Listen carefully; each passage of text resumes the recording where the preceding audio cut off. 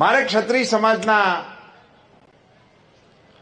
આગેવાનોને સમસ્ત રાજ્યના આ સભાના માધ્યમથી એક વિનંતી કરવી છે કે ભૂલ કરી હતી મેં કરી હતી,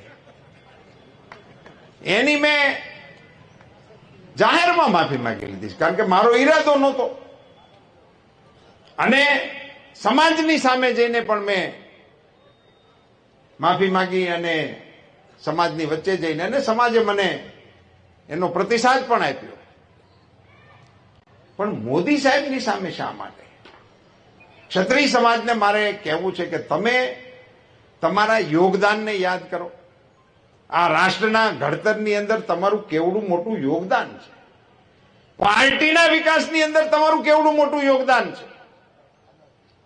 અને નરેન્દ્રભાઈ મોદી જેવા વડાપ્રધાન જ્યારે 18 કલાક માણસ ભારત સિવાયની કોઈ વાત વિચારતો ના હોય, મારા દેશ સિવાય કોઈ વિષયની સાથે જેનો નાતો ના હોય, 140 કરોડ દેશવાસીઓને જે માણસ પોતાના પરિવાર તરીકે સંબોધન કરતો હોય અને એમના આખી વિકાસ યાત્રાના સાથીઓ તરીકે કેટલા ક્ષત્રિય આગેવાનોના હું નામ લઈ શકું.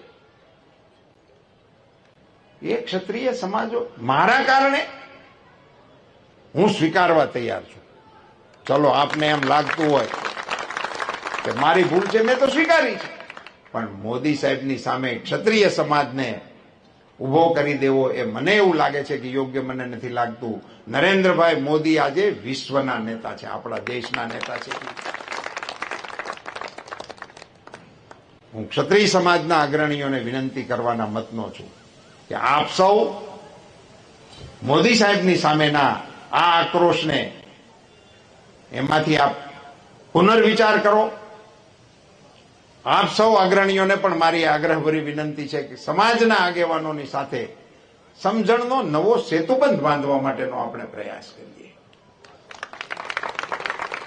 મિત્રો, ચૂંટણી માટે હું નથી કહેતો, હાર જીત માટેના વિષય માટેની આ વાત નથી. સમાજ જીવનના આપણા તાણાવાણાને સ્પર્શતો વિષય છે, એને રાજકારણથી દૂર રાખવા માટેની કોશિશ ક્ષત્રિય સમાજ અવશ્ય કરશે એવી વિનંતી સાથે હું આ સભામાં આપ સૌને પ્રચંડ મતદાન કરવા માટે 7મી તારીખે 10 વાગ્યા પહેલા મતદાન પૂરું થઈ જાય એ પ્રકારે સૌ કાર્યકર્તા કામે લાગો એવી વિનંતી કરીને વિરમું છું. આપ સૌનો ખૂબ ખૂબ આભાર. ભારત માતા કી જય શ્રી રામ, જય જય શ્રી રામ.